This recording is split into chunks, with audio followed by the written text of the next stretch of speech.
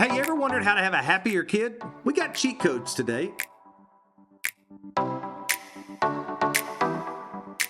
All right, hey everybody, welcome to 7 at 7. It is Tuesday, Labor Day weekend is wrapped up, and now we're into it, right? We're into the pattern, the rhythm, going for it at school, and I hope things are going great with you and your kids.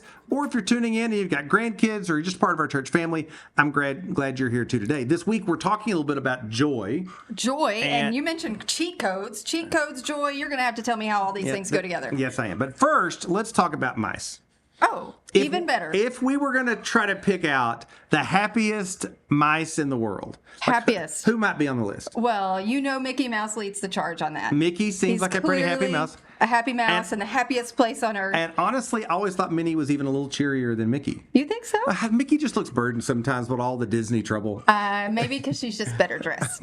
Maybe so. It could be the bow. It's a very cheery bow, right? And then there's also Remy. Oh, you remember a little Remy? Ratatouille? A Ratatouille. Okay. He's well-fed. Well-fed. And cultured. So, I mean, that's something as far as happy mice go. And he can cook. That's great. You got some others of those? Other mice. Happy ones? Yeah. You know who? You can't hardly say this anymore, but Speedy Gonzales. Oh, he was a happy mouse. You remember him? He was always so happy. I love that mouse. Yeah. Maybe because he's winning every race in life, right? Exactly. Always ahead. Right?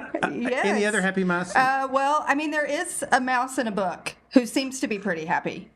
I was kind of thinking about this as the world's most miserable mouse. Come again. Yeah, because there's this mouse in the cookie. Is this the one you're talking about? Yes, this is the one. Yeah. I could tell on your face you were headed that way, right? Okay, yes. Yeah, you remember the story? I do remember the story. Yeah, tell us. Okay, so there's a mouse and a little boy.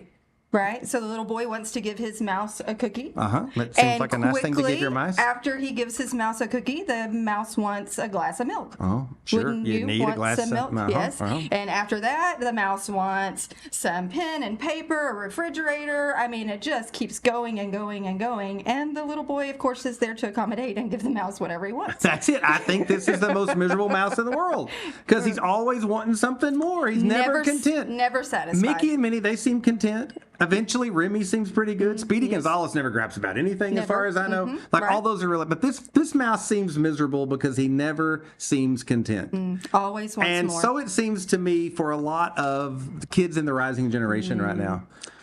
You're certainly true. It's sad. Yeah, right. And so this week we talked a little bit about gratitude as an antidote to this desire for more and more and more and more, being grateful for what you have instead of always wishing that you had more than what you have, right? And so as parents, we've been encouraging you to think about ways that you can help gratitude to become a part of the habits of your family and to drive it down to the hearts of your kids. Grateful kids are happy kids. They're kids that are joyful kids. And there's even a lot of research to show this, right? Absolutely. There's lots of brain research, like when you're grateful, there's the patterns in your brain that light up, that only light up with reward and some sense of gratitude, right? And so that only happens when you are grateful. Yep. Not to mention lower blood pressure, all these health benefits to that's really being good. Grateful. Well, gratitude is good for all of us. And gratitude toward God, I think, is directly connected to joy.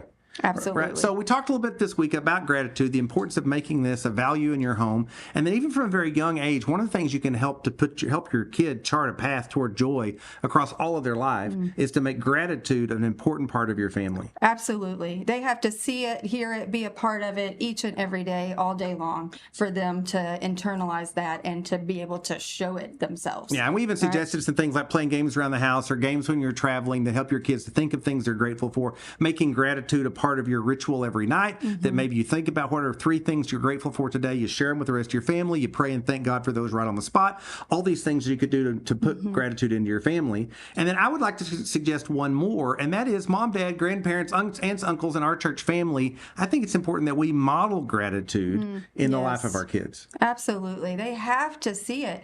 And we so often think that when we're modeling something, it's just something that they see. But in this instance, it's more than just what they see. see. It's more than the smile on your face that they see. It's the words that they hear.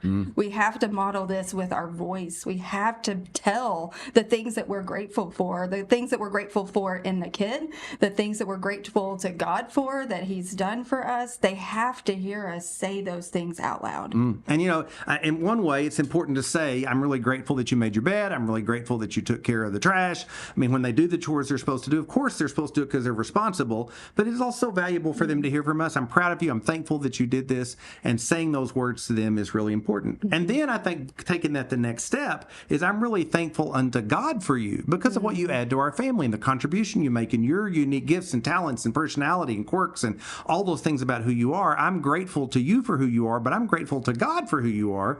Again, helping that kid to very personally feel this sense that they've got parents, people around them that are grateful for them, helping them to understand that maybe they should be grateful for the people around them too.